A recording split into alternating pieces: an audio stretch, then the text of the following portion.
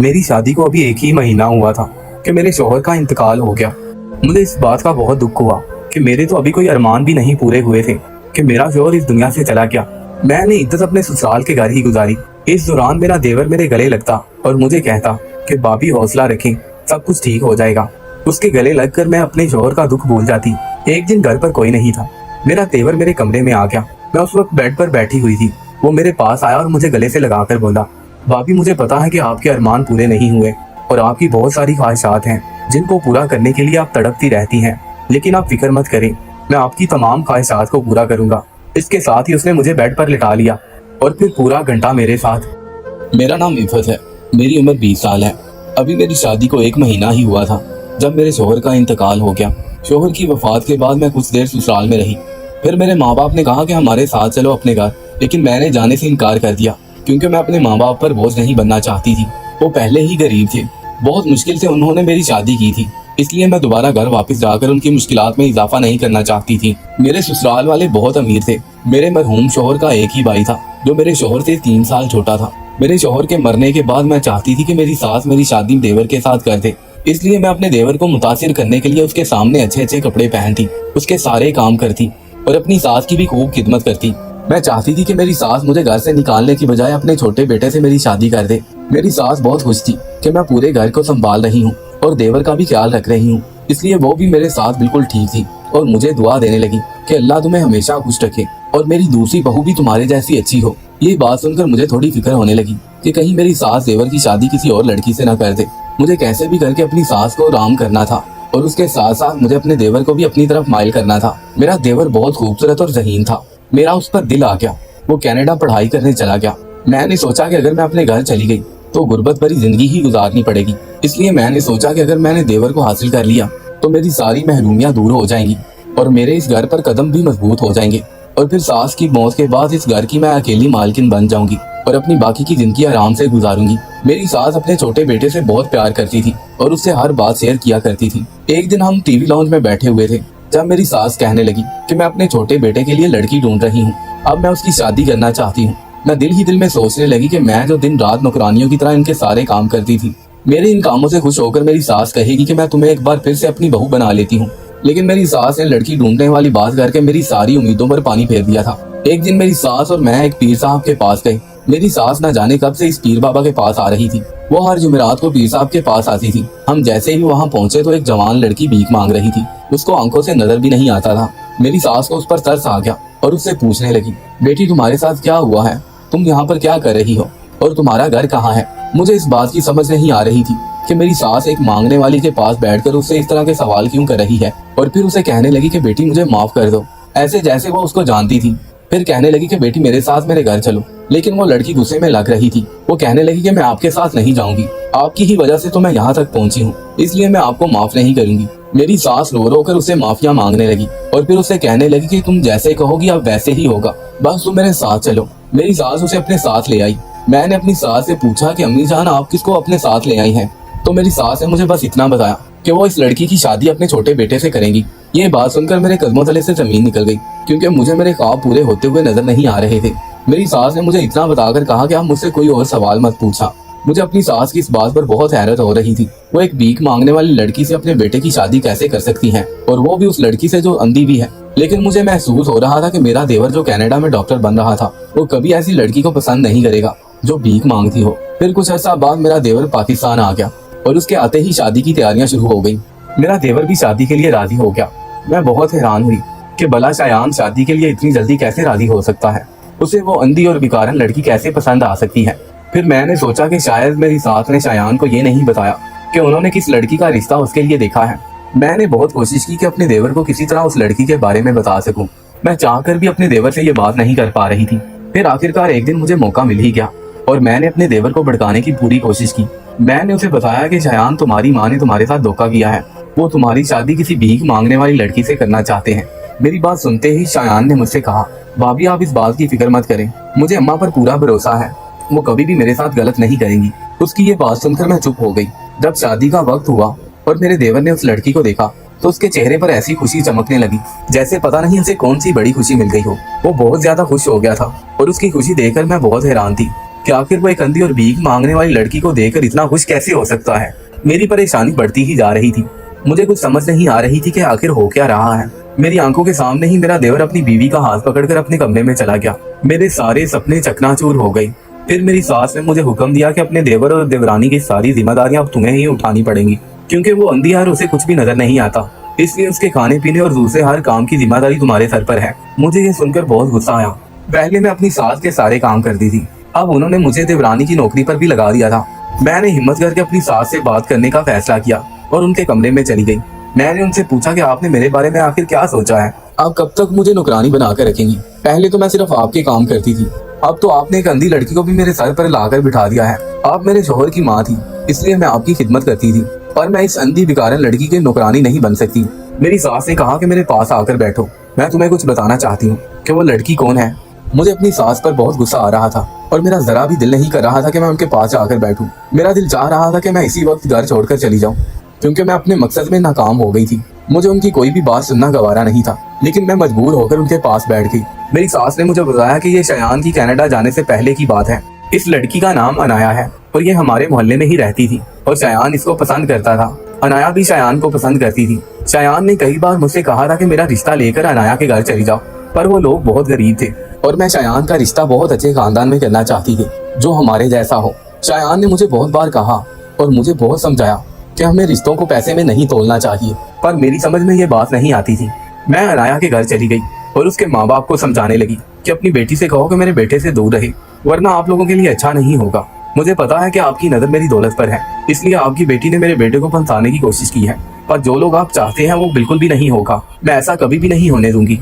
अनाया की माँ मुझसे रो रो कर कहने लगी कि हमने अपनी बेटी को ऐसा कुछ भी करने को नहीं कहा। हम लोग गरीब जरूर हैं, लेकिन बेगैरत नहीं। आप यूं आकर हमारी बेइज्जती नहीं कर सकते।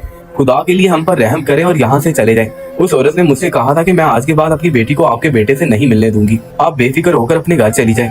जब मैं उनके घर जाकर उनकी बेइज्जती करके आई थी तो उस वक्त उनके घर के बाहर काफी लोग जमा हो गए थे और सारे मोहल्ले को इस तमाशे के बारे में पता चल गया था, जिसे देखकर लड़की की माँ बहुत शर्मिंदा हो रही थी। जब मैं घर आई तो शयान ने मुझसे बिल्कुल भी बात नहीं की। मैंने उसको खाना खिलाने के लिए बुलाया और उसने खाना खाने से मना कर दिया। शयान मुझसे बेरुखी बरतने लगा, क्योंकि इससे पहले कभी भी ऐसा नहीं हुआ था कि शयान मुझसे बात ना करे और मेरी किसी भी बात का जवाब ना दे।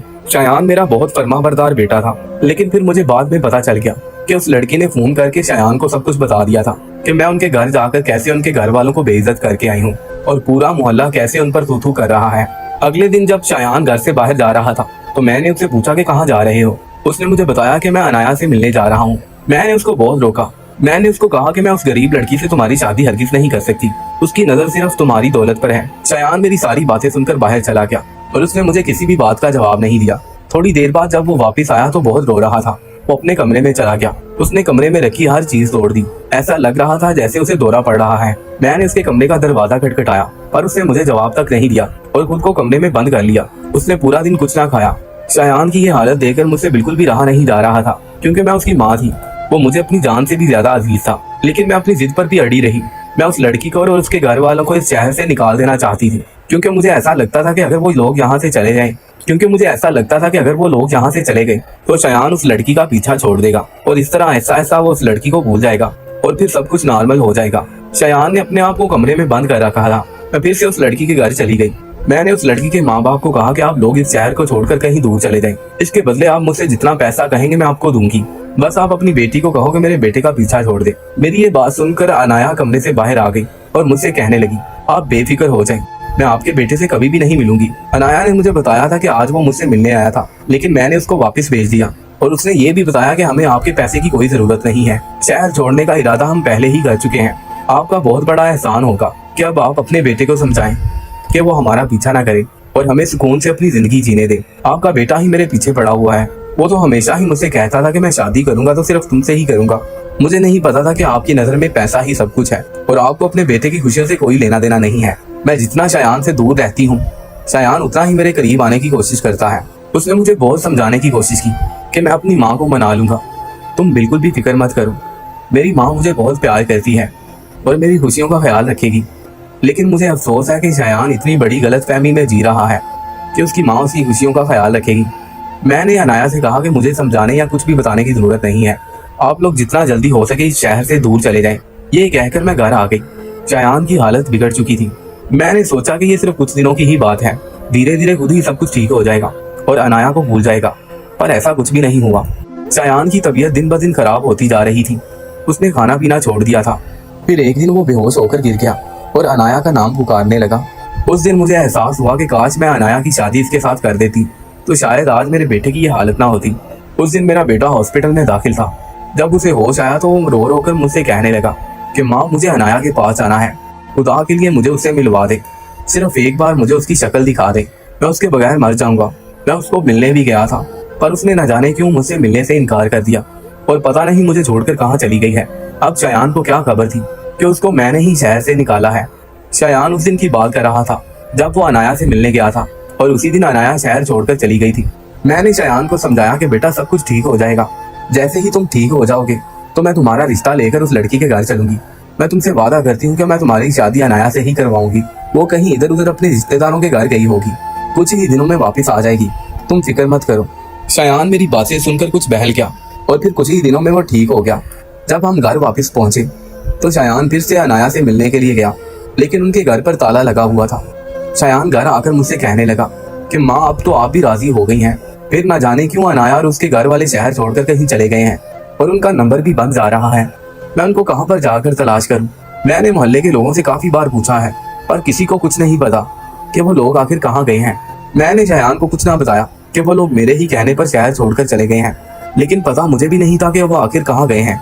शायान पूरा साल अनाया को तलाश करता रहा पर वो उसको कहीं पर भी नहीं मिली और आखिर मायूस होकर उसको मेरी बात माननी ही पड़ी कि अनाया अब उसको नहीं मिलेगी। फिर उसने फैसला किया कि वो ये मुल्क छोड़कर चला जाएगा। शायान का ये फैसला सुनकर मैं बहुत दुखी हुई और अपने किए पर पछताने लगी। मैं सोचने लगी कि अगर मैं अनाया से उसकी शादी करवा देती तो कम से कम मेरा बेटा मेरी आंखों के सामने होता। मैंने उसको रोकने की बहुत कोशिश की पर उसने मेरी एक ना मानी। उसने मुझसे कहा कि मैं अनाया के बगैर बिल्कुल नहीं रह सकता और यहाँ रहकर मुझे अनाया की याद आएगी, इसलिए मैं पाकिस्तान छोड़कर कनाडा जा रहा हूँ। अगर मैं इधर रहा तो मेरा जीना मुश्किल हो जाएगा। मैं अपने किए पर बहुत पछता रही थी कि मैंने अपनी जिद में आकर अपने बेटे की खुशियां बर्बाद कर दी। अपने बेटे की इस हालत की जिम्मेदार मैं खुद थी, सिर्फ मेरी वजह से उसकी आंखों में आंसू थे। इसके बाद शायान कनाडा चला गया, लेकिन मैंने अनाया की तलाश जारी रखी। मैंने अपने रिसोर्सेज इस्तेमाल करते हुए बहुत से लोगों से उसके बारे में पता करवाया, लेकिन अजीब बात यह थी कि किसी को उसके बारे में कुछ नहीं पता था। इसके बाद मैं हर जुमेरात को इस पीर बाबा के पास जाने लगी। मैं चाहती थी कि वो दुआ करें कि मुझे अनाया मिल जाए। मैं उनसे कहती कि आप अल्लाह से दुआ करना कि मेरे बेटे की खुशियां वापस मिल जाए, और फिर खुदा ने मेरी दुआ कबूल कर ली। मुझे अनाया वहीं पर बैठी मिल गई। मैंने जब उसको देखा तो मैं बहुत खुश हुई और उसको अपने घर ले आई।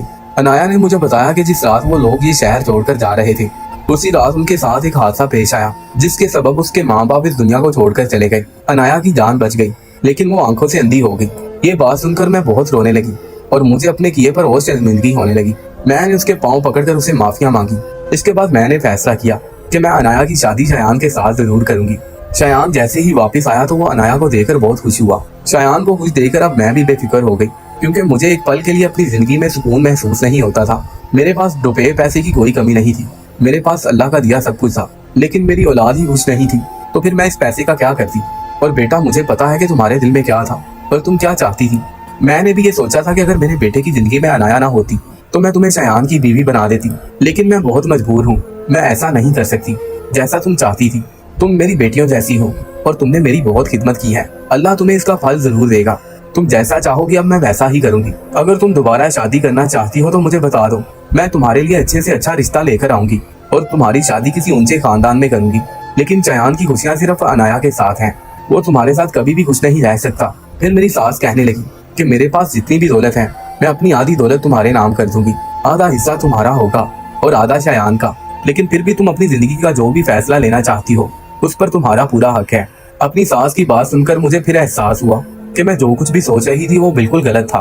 मुझे अपनी सास का प्यार भी नजर नहीं आ रहा था। वो चाहती तो अपने बेटे की मौत के बाद मुझे अपने घर भेज सकती थी, पर उसने मेरे साथ ऐसा कुछ भी नहीं किया था और मुझे अपनी बेटी बनाकर रखा।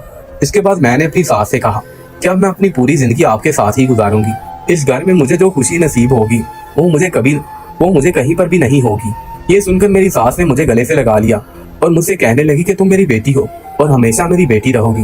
ये बात सुनकर मेरे दिल को बहुत सुकून मिला। इसके बाद हम सब लोग हंसी खुशी अपनी जिंदगी गुजारने लगे।